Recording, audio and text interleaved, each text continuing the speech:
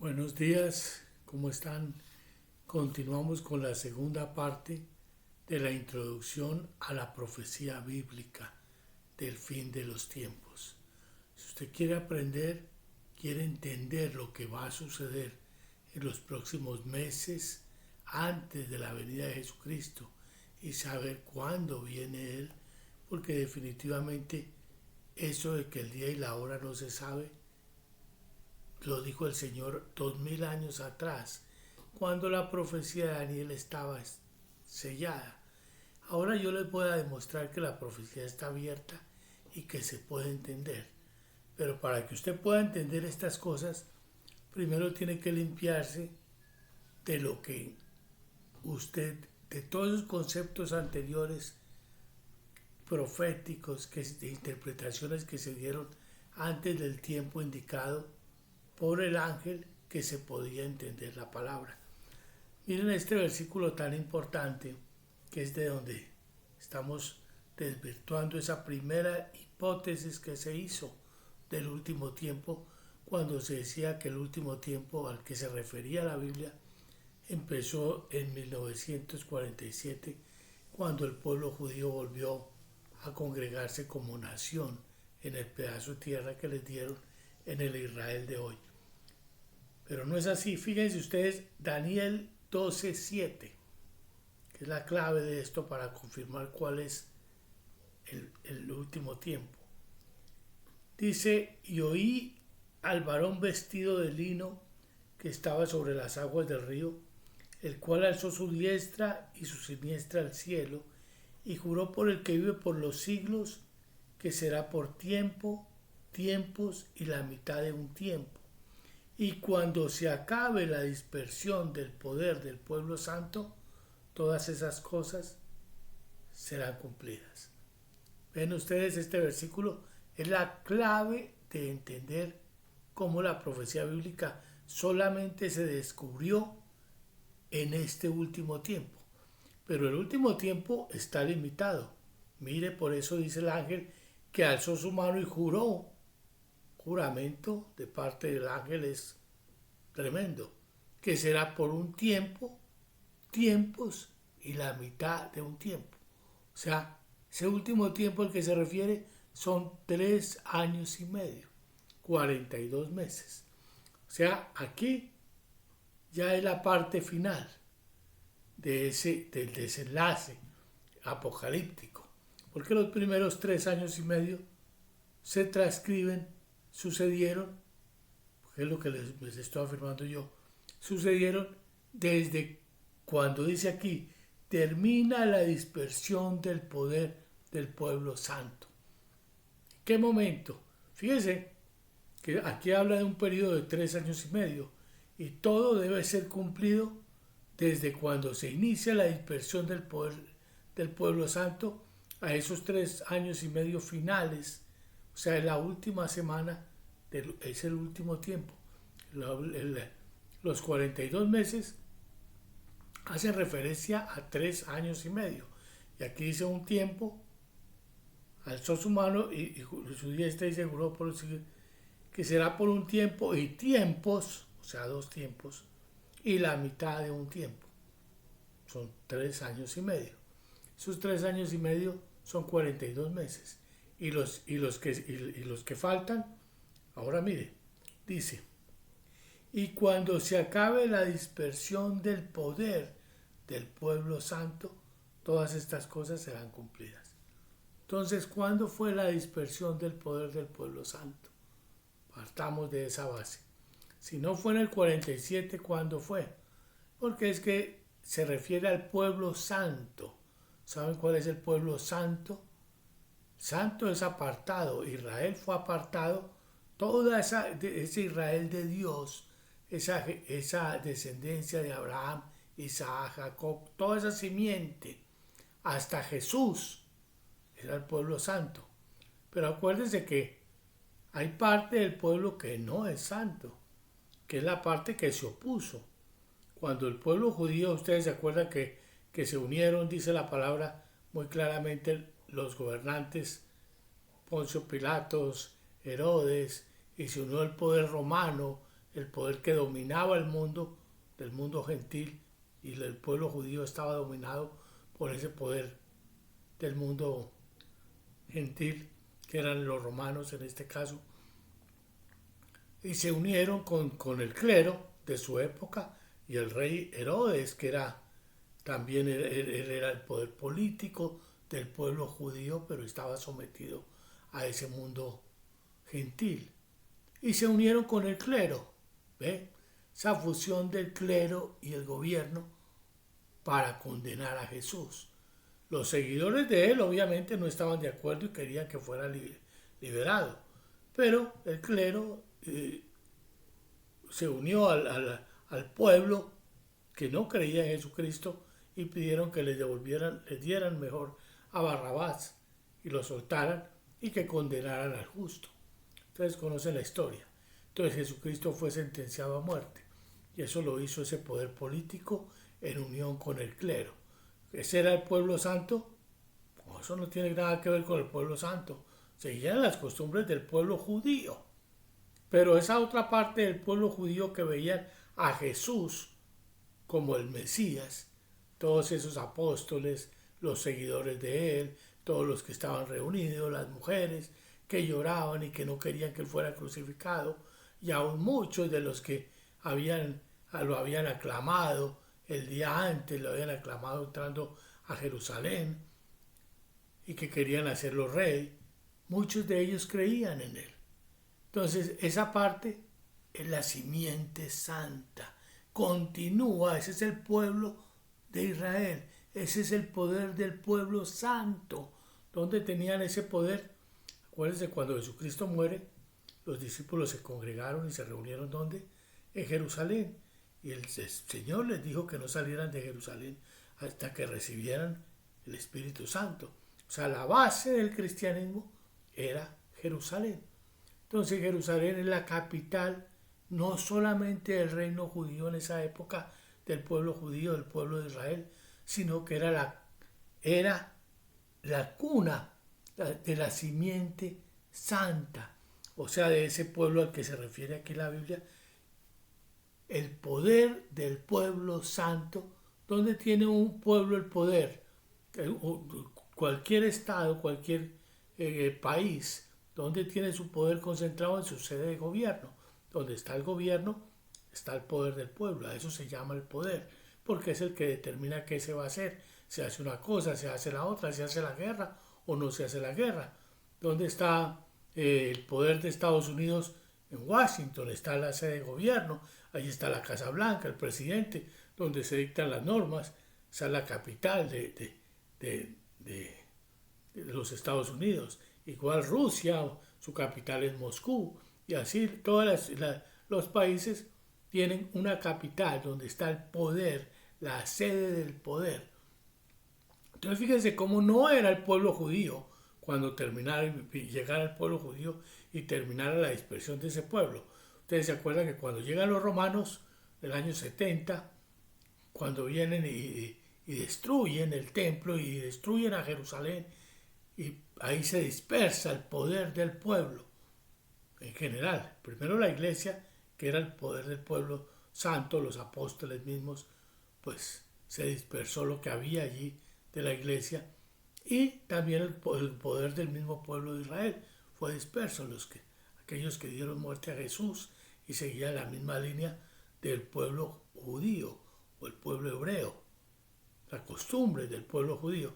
Entonces, cuando viene Jesucristo, eso podemos decir que se divide en dos, que era la simiente santa que pasa a través de los apóstoles, Pedro, Juan, Jacobo, todos ellos que llevan esa simiente santa de la promesa, donde Jesucristo es el rey, el que se va a sentar en el lugar de David, es la raíz de Isaí, y ese pueblo se extiende, y muchos creyeron en Jesús.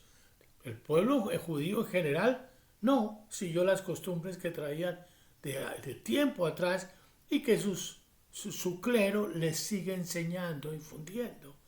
Y su rey hace lo que le conviene al rey, es manipular ese clero para que mantenga a la gente dentro de su base.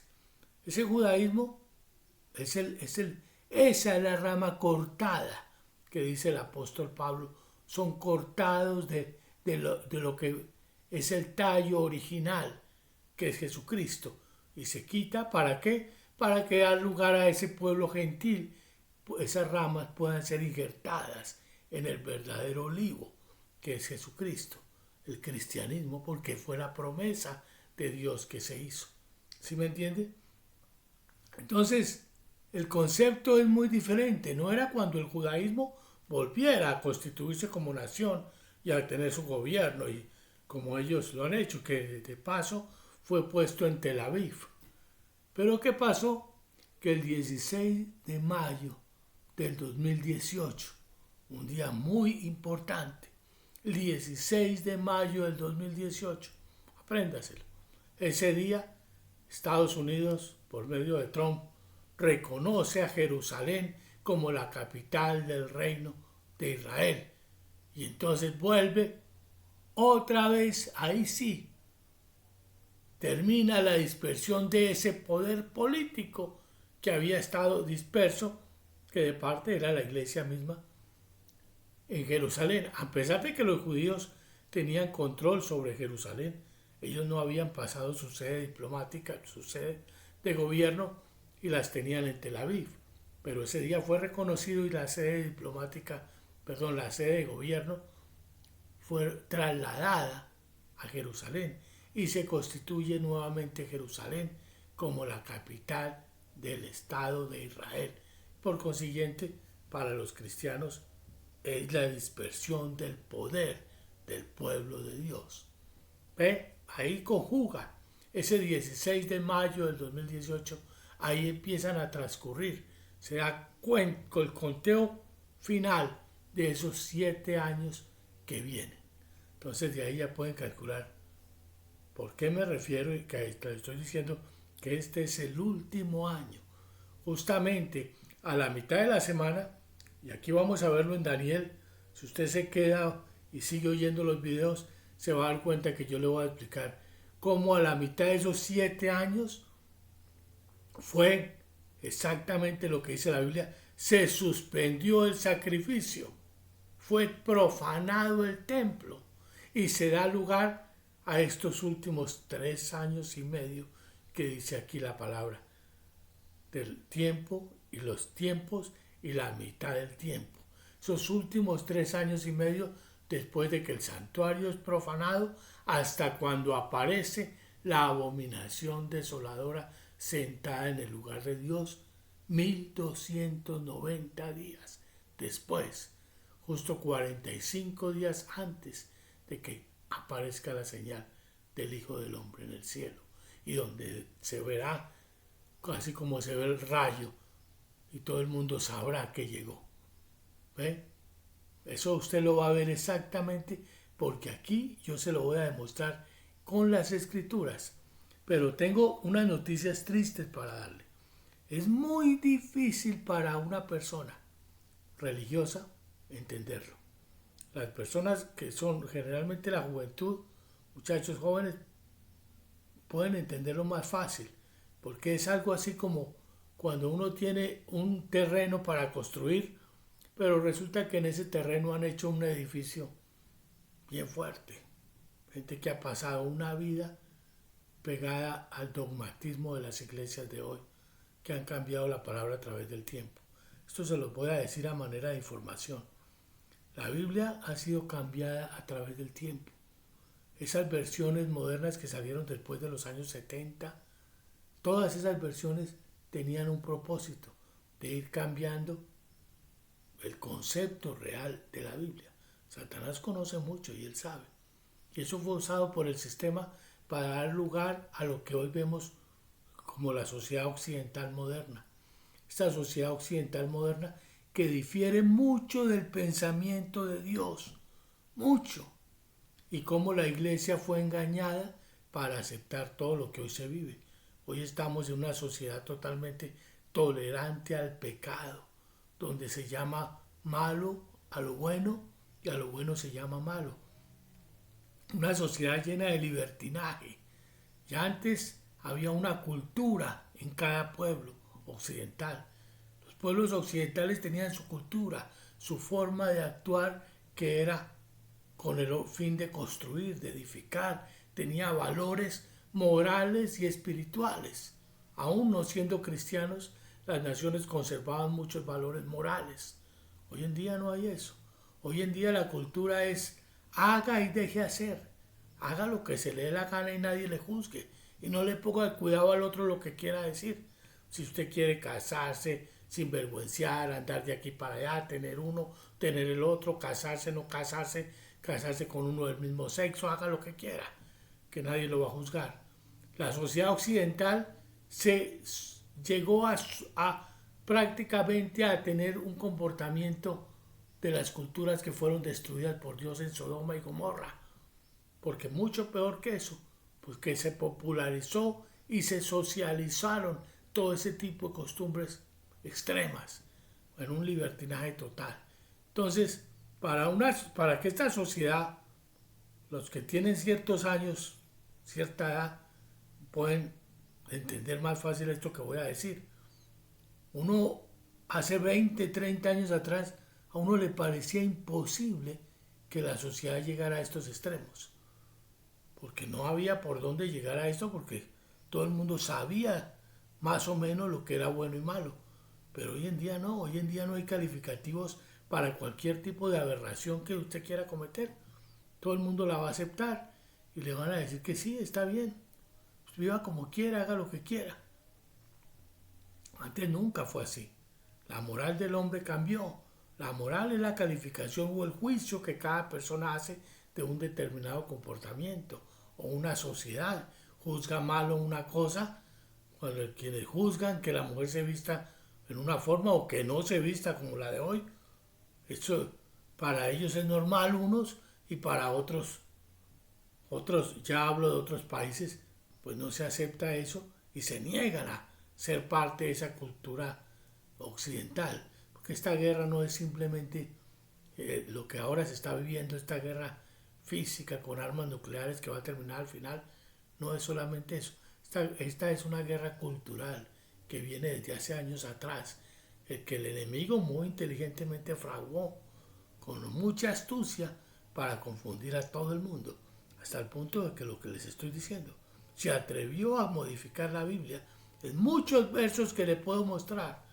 Les voy a mostrar por decir algo, después tendremos oportunidad de hablar más específicamente, pero ahí en el capítulo 8 de Daniel, habla y dice muy claro, cuando habla que es la prevaricación, llama a terminar, dice la Biblia, terminar la prevaricación.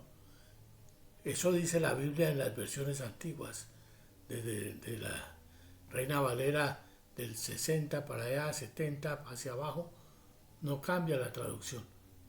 Hay otras que ya la cambian hasta el punto de que las versiones modernas de hoy ya hablan de la rebeldía, rebelión. Cambia la palabra prevaricación por rebelión, cuando son dos conceptos totalmente opuestos, porque la rebelión hace referencia a la actitud del pueblo contra el gobierno. O sea, es una falta, un delito que comete el pueblo contra el gobierno. Esa es la palabra rebelión. Pero la que se usa en la Biblia se llama prevaricación, que es todo lo contrario.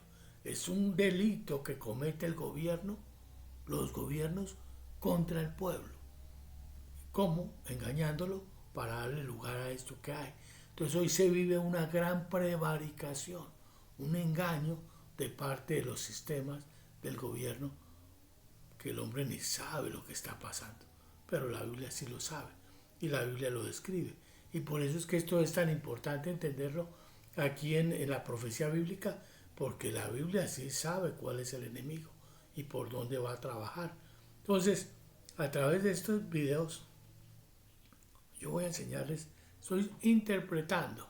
El Señor me dio la revelación de la profecía está abierta, pero para usted poderla entender e interpretar, tiene que quitarse todos esos dogmas. ¿Qué son dogmas? Dogmas son conceptos previos o prejuicios que se han hecho antes de tiempo y que han sido sembrados en uno como una creencia infalible. Entonces hay quien dice, no, es que para mí, yo soy seguidor del rapto y yo creo que el rapto va a ser antes de que empiece la tribulación. Y si muchas iglesias, no, nosotros creemos en el rapto, creemos en el rapto. Perdón, el rapto es una profecía no cumplida. ¿Qué quiere decir? Que no puede ser una declaración de fe. Simplemente es una interpretación, lo que les decía, es simplemente una hipótesis interpretativa. Puede ser antes, puede ser después, o en medio de la tribulación, o puede ser al final de la tribulación. Eso se sabía, eso es simplemente una hipótesis. Yo no lo puedo hacer. Es que yo sí creo en el rapto y a mí no me digan nada. Porque entonces eso ya se llama como fanatismo, sectarismo. Cuando yo cojo una profecía no cumplida y la hago parte de la fe. Y los seguidores, los que creen conmigo que el Señor va a venir antes, pues vengan los que creen conmigo. Eso es ser ilógico. Eso es querer yo manipular la profecía, porque primero no estaba abierta. No se podía entender si iba a ser antes, en la mitad o después. Eso era imposible de entenderlo porque estaba sellada. Aquí el ángel lo está diciendo.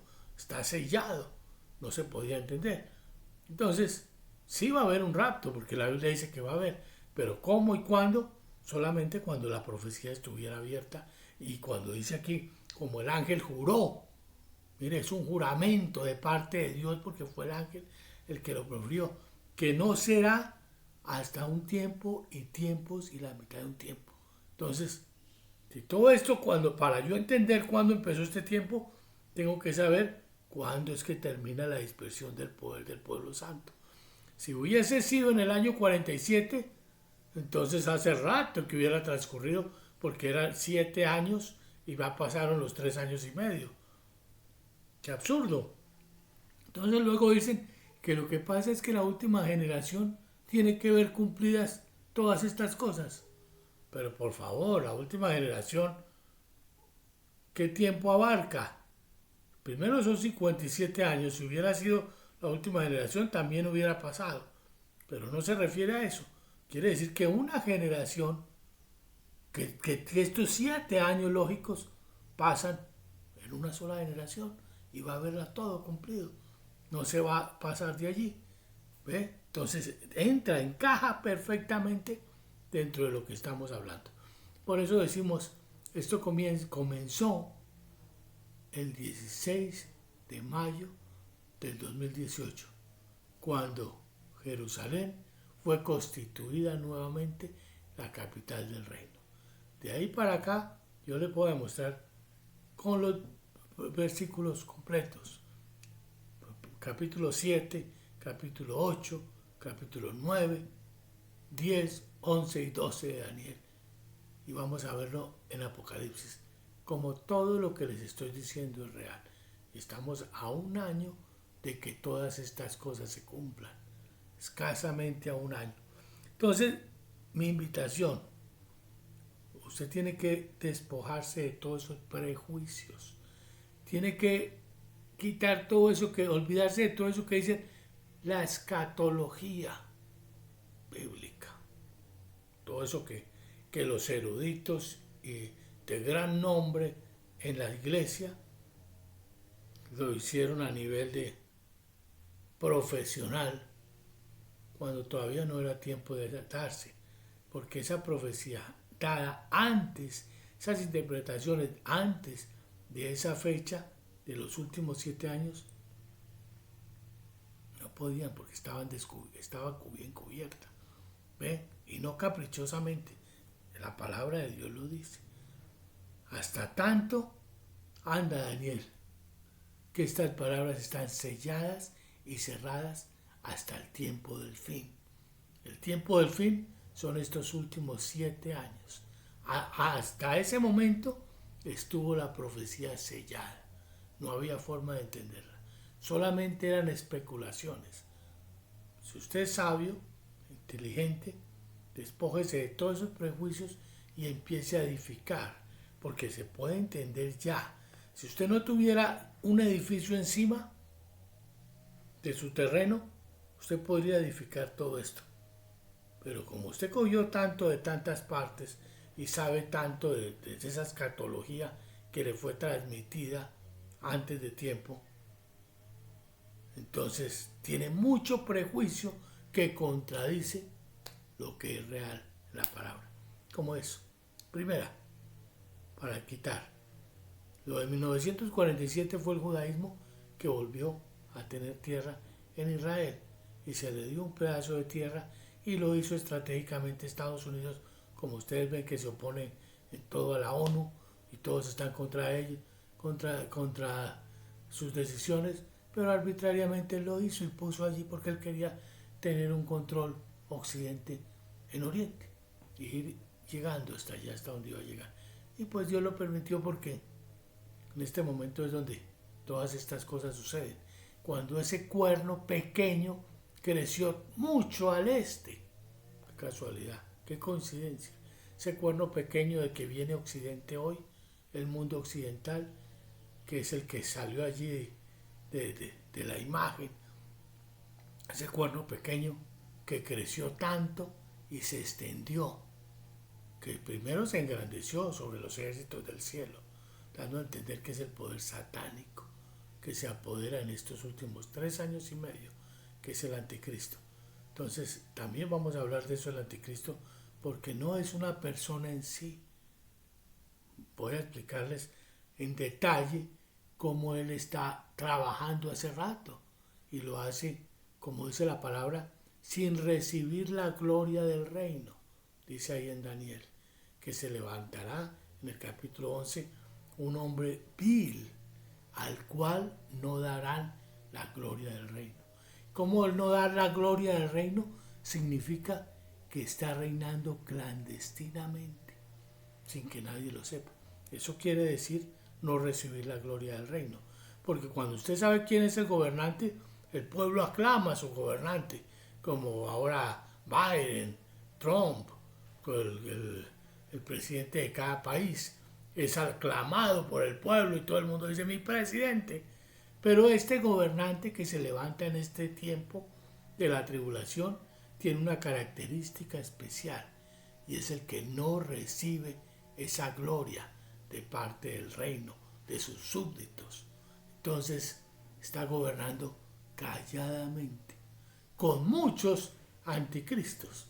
Los anticristos son aquellos que le sirven y que cumplen su propósito y él sabe cómo hacerlos manejar, como los gobernantes occidentales de hoy en día. Eso lo vamos a ver en el próximo video. Siga pendiente, coja su cuaderno, prepárese a tomar notas y escuche que va a entender capítulo 7, 8, 9, 10, 11, 12 de Daniel y los 22 capítulos del Apocalipsis. Lo va a entender. Solamente prepárese y dispóngase y dígale al Señor: Señor, dame entendimiento, quita de mí todo prejuicio, todo dogma que me tiene en una idea creyendo que salvo siempre salvo, que ya la hice, ya salí de esto, yo cumplí, yo soy el mejor y no tengo nada. Ahora tengo la necesidad de entender este evangelio, porque este evangelio es eterno y es el evangelio del fin. Por eso es a Juan se le da el librito y se le dice cómelo, y se le da a comer y se le da el evangelio y le dice: es necesario que profetices otra vez sobre muchos pueblos, naciones, tribus y lenguas. Así es, así que siga viendo estos videos, que ahí estamos. Dios lo bendiga.